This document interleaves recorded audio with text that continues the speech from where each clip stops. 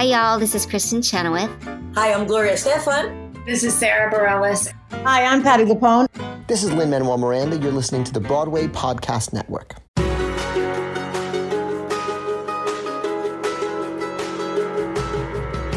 Welcome back to the Theater Podcast, intimate personal conversations with the industry's biggest names. We have two guests today that have a wonderfully great friendship that helped each other during the pandemic. This album that they are talking about today started as a passion project because they are two close friends that have worked together for years and just use each other to create and support and help each other out in a very odd time when everything just seemed to be shut down and Broadway and West End didn't exist.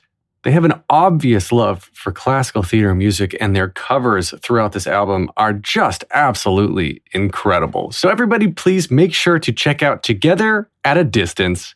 And now everybody, please enjoy this episode with Sierra Boggess and Julian Ovenden.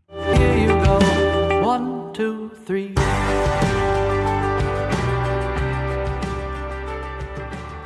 Today we have two guests who have performed together in concerts on both sides of the Atlantic, including BBC's Proms at Royal Albert Hall with the John Wilson Orchestra in both 2010 and 2012, and at Carnegie Hall with the New York Pops in 2015. Sierra Boggess is best known for originating the role of Ariel in The Little Mermaid on Broadway and for her multiple appearances as Christine Daae in The Phantom of the Opera. Julian Ovenden is an English actor and singer. He starred on Broadway and West End stages and television series both in the United Kingdom and in the United States, in films, and performed internationally as a concert and recording artist. These two have done so much. Let's dive right in. Sierra and Julian, welcome to the Theater Podcast.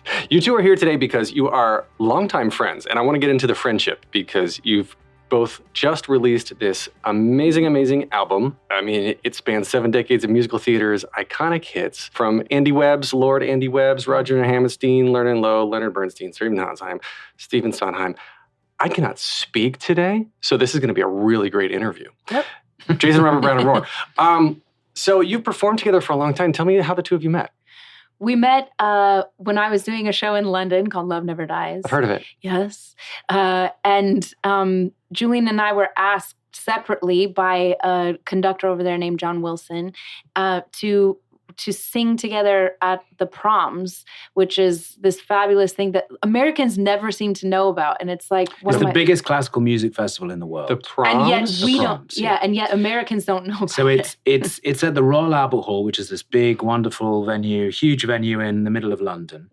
And it's started about 70 or 80 years ago now, I think, or maybe even more, maybe 100 years ago. No, maybe, I don't know. But anyway, it's about 70 or 80 concerts during the summer. And it's called the Prom Concerts. It's short for Promenade. And they take out all the seats in the middle of the auditorium and people stand. So I guess it's the closest classical music or, yes, generally classical music concerts get to a kind of pop feel because you've got a sea of people in front of you when you're performing. It's quite. Do you ever have classical music mosh pits? Yes, it's a little bit, it's kind of for those sort of musical theatre nerds. What's the equivalent in musical theatre? I don't know, of a mosh pit. A Six concert? Yeah. A Six concert, exactly. That's exactly, well done. That's exactly Yeah. what it is. Yes. We've done a track from Six, actually. Yeah. We re-recorded them all as very musical theater standards. Anyway, so that's where we met. This guy, John Wilson, is an extraordinary man. He's recreated all the original film orchestrations of the great musicals of the golden age of Broadway. The difference between the orchestration of Oklahoma for the stage, which is about 30 players, and on the film you get about 110. So it's like when you're singing with that kind of, and these orchestra players, they're all the best players from around Europe. Mm-hmm. So the leader of the Berlin Philharmonic, the leader of the London Symphony Orchestra. It's like the Rolls Royce of orchestras playing this kind of music, and it is to perform with them is a thrilling experience. And we love that kind of music, and that's where we kind of first met. And subsequently, we've done a whole range of those kind of concerts around the world. It's brought us here. Yeah.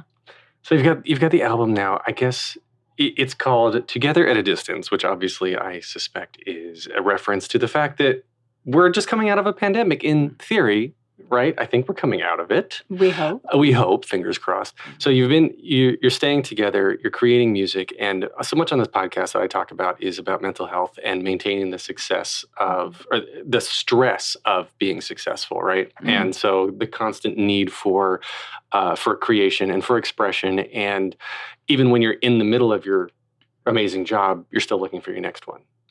And so you've got all of this surrounding you, and then when you're working, and then you take it all away, and you're in the middle of a pandemic, right?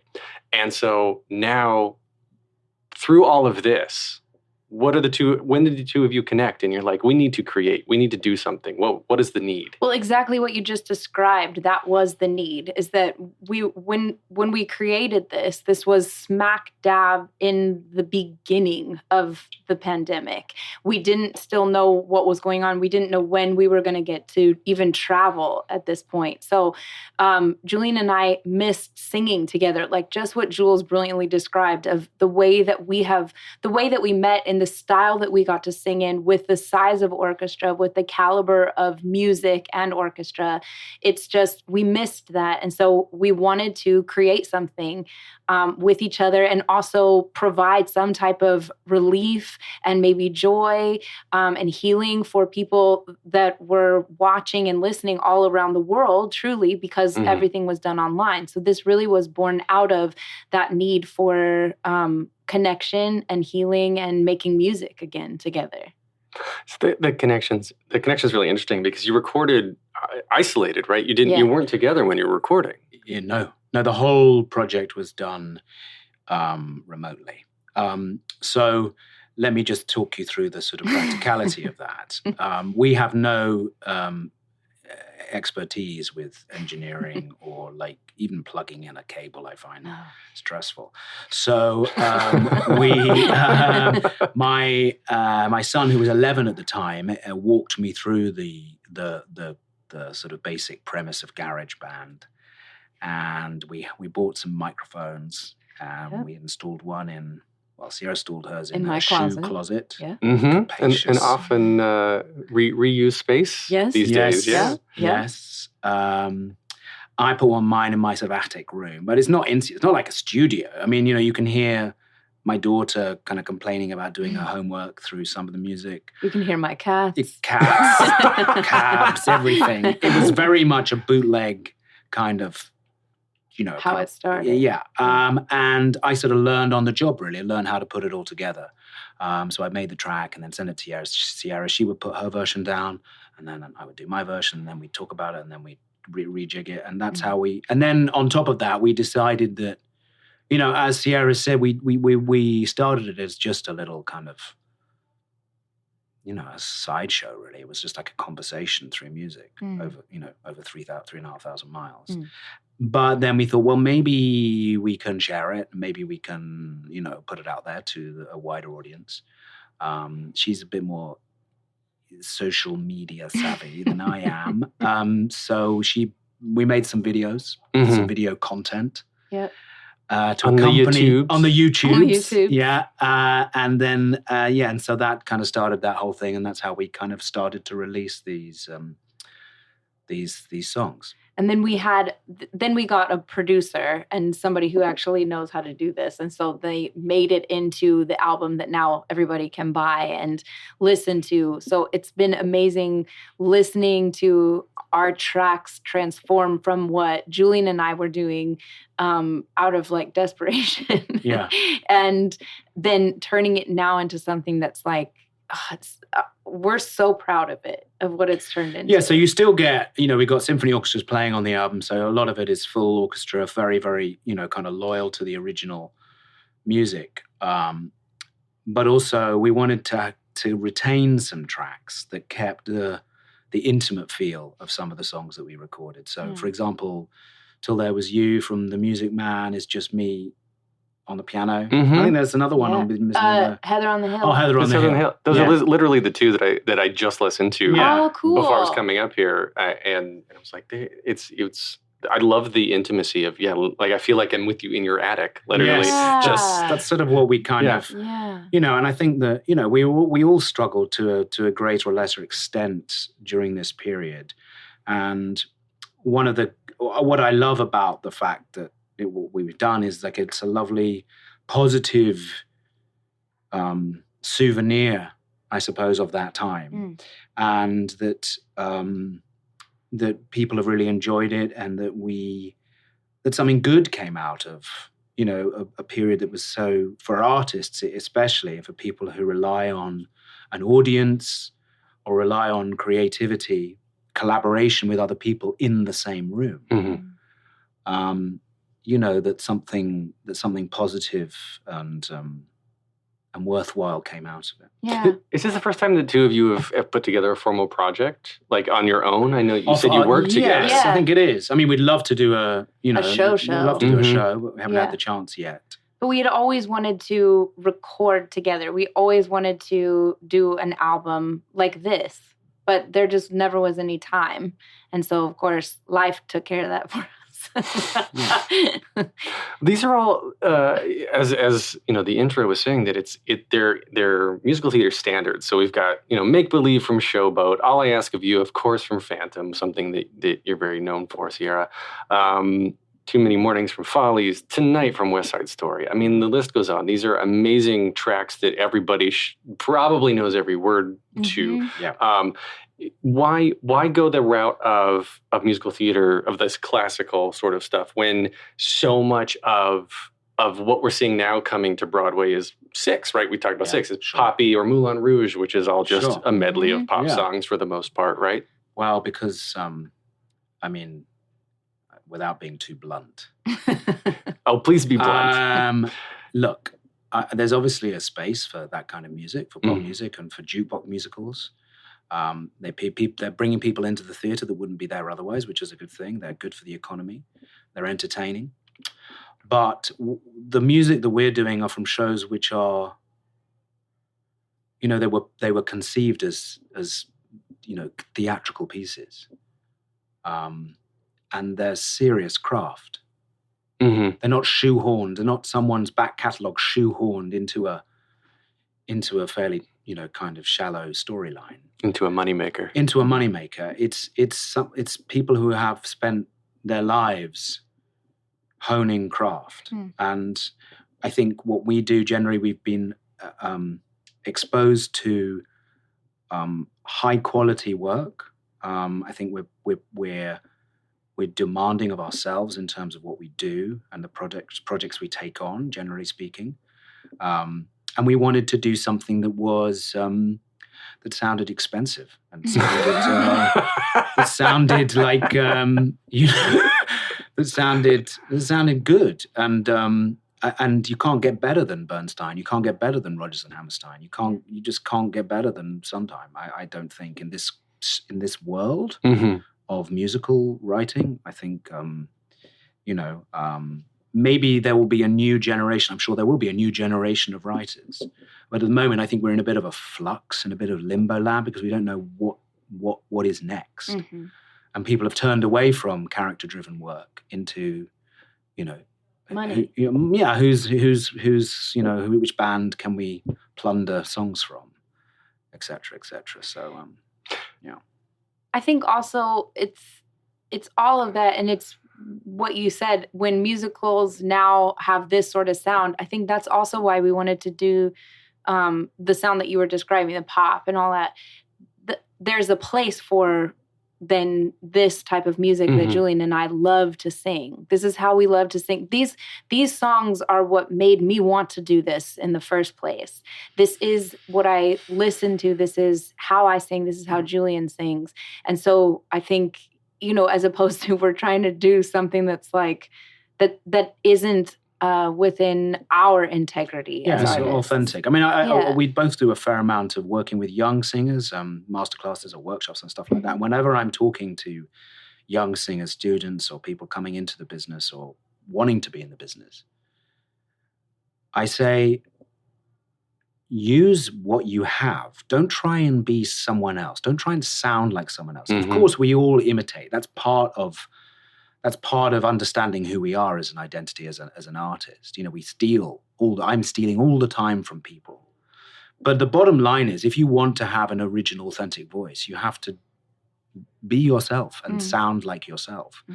And it happens that I think our authentic selves as singers seem to kind of chime together and match. Yeah. And but it's not just exclusively, 1947. Yeah. It's, we wanted to make it, some of the other contemporary stuff like Jason Robert Brown or Claude Michel or Lucy Andrew's Simon. music, or Lucy Simon's Secret Garden. It's, it still feels fresh, it still feels contemporary, but it's sung in a kind of, in our way, whatever way that is.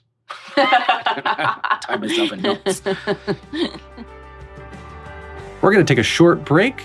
Stay tuned for more of the episode.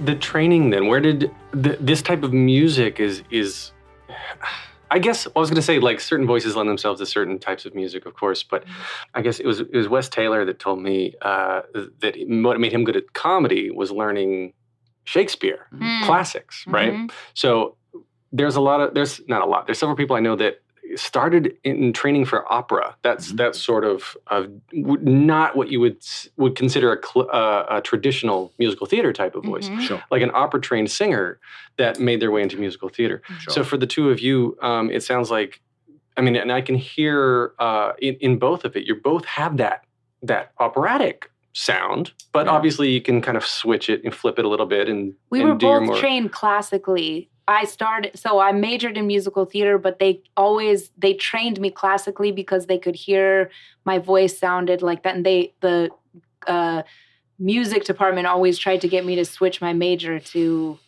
vocal performance. But Really? I wasn't interested in doing that. But I love opera. I love listening to it and trying to even sing it for myself, just because I think that also is just a really incredible art form.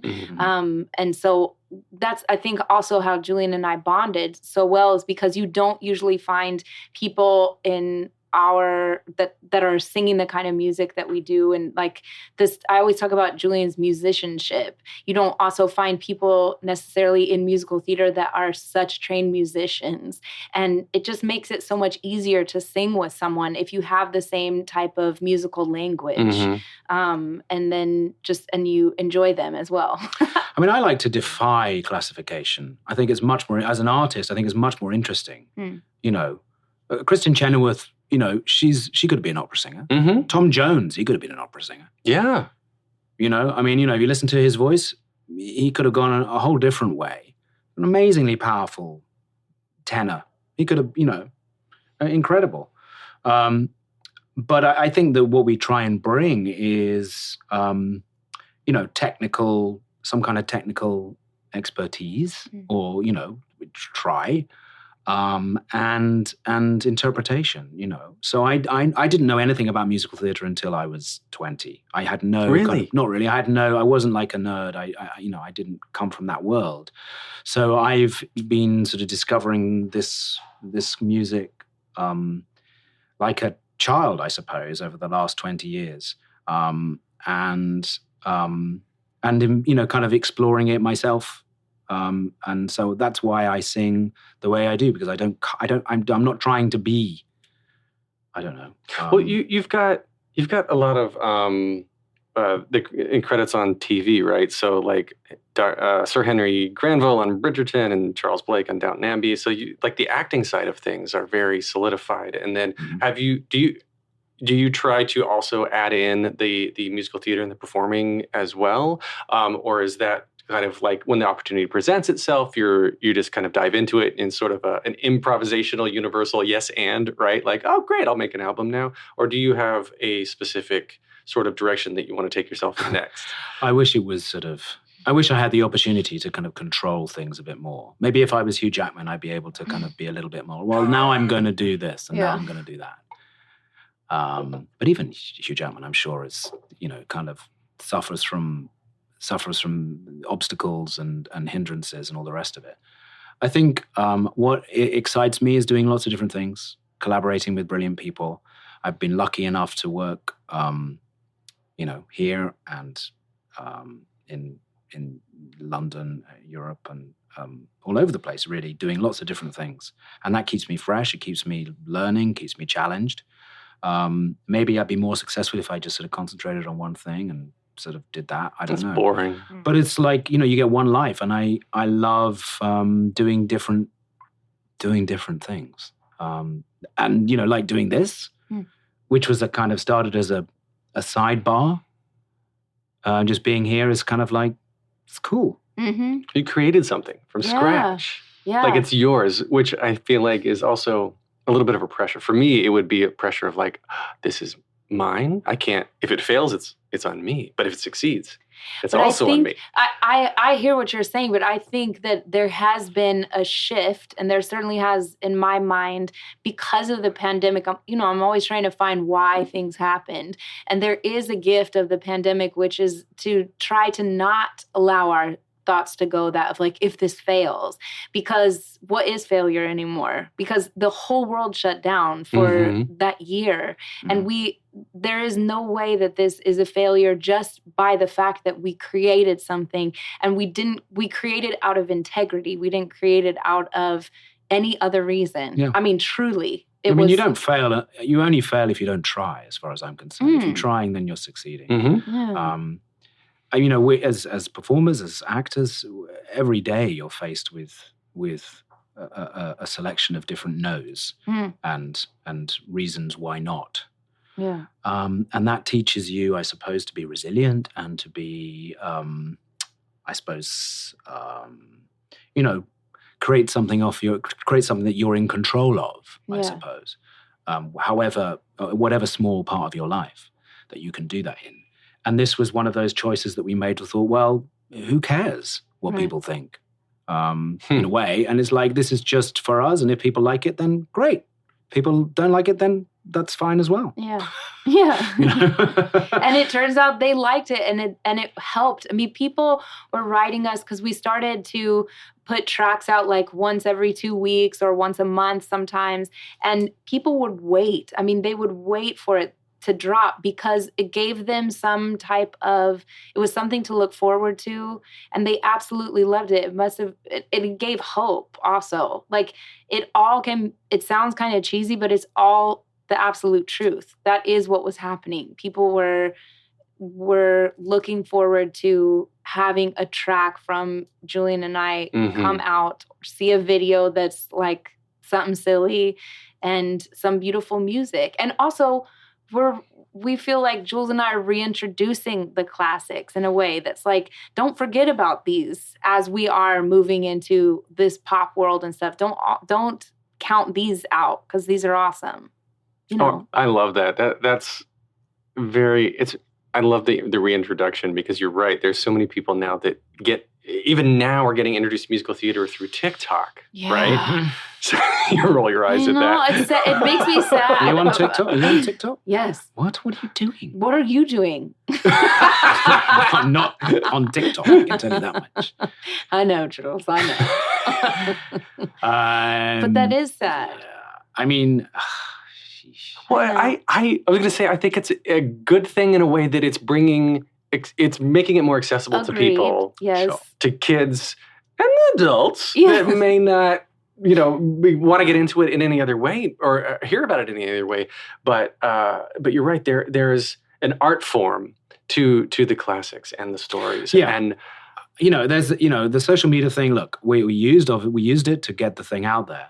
But the whole narcissistic sort of vanity side of things is just a total anathema to art. It really is. This whole look at me, kind of, it really is not what art is about.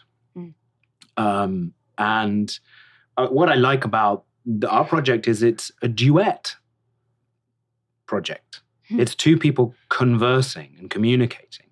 And actually, I guess that's a kind of old-fashioned idea. I mean, I know that there are duets, like, there'll be like, there's that Elton John song that's just like covered by Dua Lipa. What is it? Like my daughter plays it incessantly in the car on the school run. Whoa. But that you'll get pop artist duetting in inverted commas. Yeah. But that's not duetting. Come on. It's like most of these things, these tracks that we chose, they're about, call and response. There's, it's about a conversation. It's about relationships. Yeah, for sure. Exactly. And there's real worth in that, and there's real depth, hopefully. Yeah. There's a lot in the classics that, now that you mentioned that, I think it makes total sense, these songs that you chose, because they are all about caring for each other, and they are duets, and they are about relationships. And then coming out of the pandemic, we are in a time now where connection is more important, I think, than it has been in a very long time. Yes. And art heals. Yep. Theater, musical theater. There's a vibration to singing, and all the world is a vibration, and all the world is energy in one form or another. And we are all, connected machines in some form, whether, on what level you believe of a higher power, or, I'm kind of, I'm just spitballing here, but I feel like there is a very concrete way that certain songs can bring certain types of people together. And I'm looking at the two of you, and I'm watching you here in person. We are in person for this interview, by the way, people, which is amazing. Looking at the two of you, and the way that you bounce off each other, and you're interacting with each other, like there's a certain type of person and people that are connected to each other in certain ways that are unspoken. Yeah. And on a musicality level, like you were saying, when you all of a sudden you just click with somebody and you know that you want to perform with them, you know you want to sing with them, or your voices are exactly the same, sort of vibrating at the same ways, sometimes literally, sometimes metaphorically. So this album for the two of you, like, has it been any sort of catharsis on that level of just being able to strengthen each other, know that you have a friend, know that you have a bond with somebody, even though you're across the Atlantic Ocean from each other most of the time? Yeah. For sure. For me, it helped me so much. Just in the beginning, I didn't really want to sing anymore. It's not like I was going to give it up completely, but I just didn't crave singing. I wasn't singing. I wasn't doing, I wasn't singing. And then when Jules and I were texting about doing something, once I started singing this exact type of music again with Julian, that reignited my desire to start singing, and it gave me something to look forward to be able to sing with him. And when he would send me through his track, I would literally, there was times that it's just like, oh, thank God. Like, I don't have to like micromanage this. It's just done. It's like, I trust how he sings, how he interprets something. Then I can also, it is like a conversation, because then I'm trying to match what his phrasing is, because that's the hardest thing I think about doing this remotely is when we're singing together, we can just watch each other. I can watch when he's breathing. He can watch when I'm breathing. We can tell if we're going to, take a breath or not. And it also helped me listen better, because I have to really, really listen to what and why he's interpreted it like this. Why are we phrasing it like this, so that I can then match it? And it strengthened that. And then also just like the desire, it strengthened the desire to sing with him in person again. So yesterday we sang together for the first time, and literally we were just like, like kids, because it's like, this, we have missed just being able to, it's easier. Now it's easier. Do you find that it's easier to sing in person? I don't know. I never really thought about the difference in singing before and singing now. I mean, I love singing, I love doing duets, because it's just, it in a way takes the pressure off yourself, and you're listening to someone else, and you're, that's where your focus is in a way. And with Sierra, I knew immediately when I first started working with her that she was just a really exciting performer, and someone I felt like I just immediately responded to.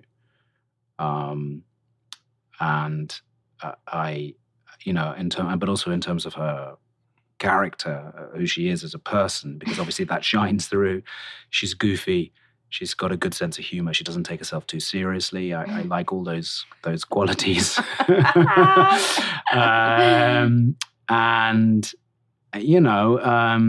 think we just have we have fun doing it, and that's the most important thing. Yeah. I love that. Okay, so this is a wonderful place to stop. Everybody get together at a distance, and it's streaming everywhere. You get your music. This is amazing. We're going to end with 3 questions that I ask everybody to close out the podcast. They're not hard. Don't worry. It's not a test. It's fine. Okay. I like First, questions. the first one, very simply, and Sierra, let's start with you. What motivates you?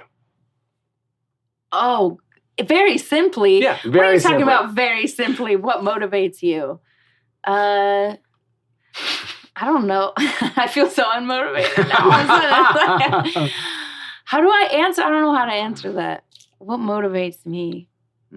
While you're thinking, do you have an answer? I was going to go to Julian while you... I do know. Okay. The question that I ask myself lately is how may I serve instead of what may I get? So how can I serve actually really does motivate me to get something out there, to get up and do something. How may I serve? I like that phrasing. That's nice. What about you, Julian? Yeah, that's a good question. I mean, I think we're surrounded by, we've sort of touched on it already, but surrounded by, streaming services saying, the world is more connected. When it actually, it's not. We're all in our own little spheres of whatever it is. Cell phones. Yes, exactly. Even when you're talking to someone on your, on FaceTime, you're most people are looking at their face rather than the other person's face. So I guess, well, certainly my daughter is. So I would guess connection, real connection is what I would, really listening to people and looking at people, looking and listening. That's what I would say. As someone personally who has not allowed themselves to really listen or to have real connection until the last few years, and thank you, therapy, for that. That's, I completely can feel that because it's just so important to be able to sit down and make a connection with somebody, especially if you don't know them. Just look up for a second and talk to the person next to you because you don't know anything about them. You don't know anything about where they came from or how you can serve them, to your point, Sierra. Right? Well, especially if you live in a big city. I mean, someone, just a stranger just talking to you on the subway or on the tube in London. I mean, you just think they're strange and like you move away. It's like, what? But I guess that's why we do what we do, and I want to bring that as much into my own life as possible. All right, so Jules. Yes. Let's start with you for the next question. What advice would you give to your younger self and younger people listening now? Christ. Oh, God. What would I get? I suppose, yeah. I mean, I've touched on it a little bit again. I'd just think that you are, that what you have is enough, really. You don't have to be someone else. It's totally natural to want to be someone else, to be someone that you're a fan of or you idolize, but the real value in life is to look inwards and know that you have enough. It's tough. People don't like what they see in there. That's fine. That's part of it. But it's that accepting what's there. I think, it's not, and being honest with what's there, because it's nowhere near as bad for other people what you see. I don't know. I mean, I don't know, but that's what I think, and that's what I say to people. When I love working with young people who are starting out. One of the other great joy I had during the pandemic was I kind of posted a note saying, if students want to do some singing or coaching or whatever during this time, a few people reached out. And I did a little bit of teaching and coaching, and it was just really nice to be able to talk with people. No, certainly don't have all the answers. We're talking to people who are getting into the profession or wanting to do it, just sing for fun, and just reinforce that what they have inside of them is the raw material. There is no other receptacle that they need to visit. Sarah, what about you? I would say don't let anyone take your love of performing or what you do, whatever that is, away from you. Don't let anybody steal your joy of what you do. Don't lose the desire. That's what I would definitely go back and tell my younger self, and it's what I always tell kids when I teach master class.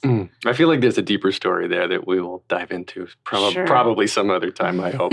Okay, so the last question then. If you could only see one show for the rest of your life, but you can see it as many times as you want, what would you see, Sierra?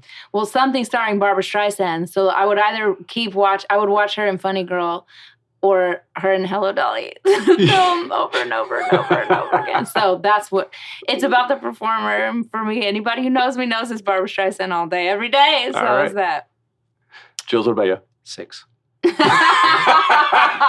done. We were actually, when I was, we were rehearsing, I just did a production of South Pacific in England, and we were rehearsing at the same time as 6 were doing a cast change, and they were in the next door studio.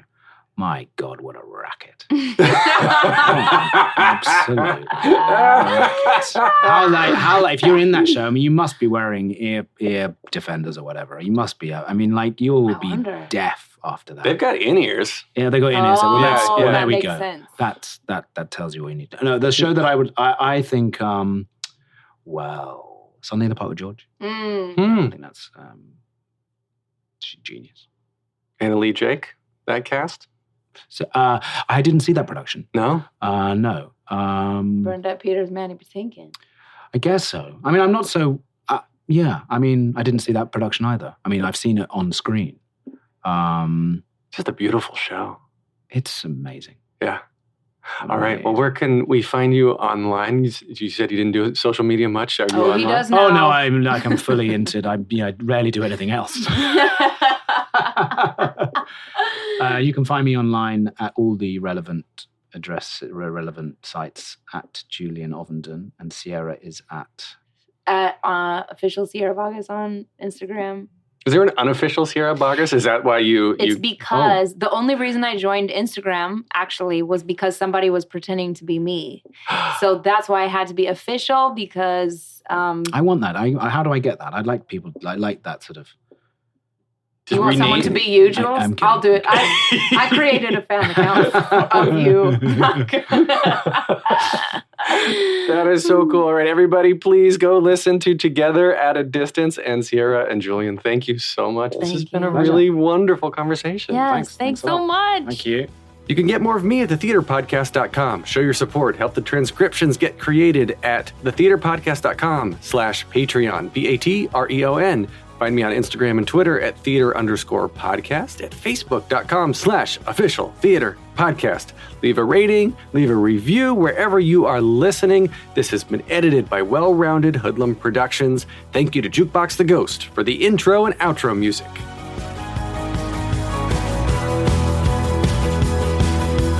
Take a deep breath, make the world a little colorful.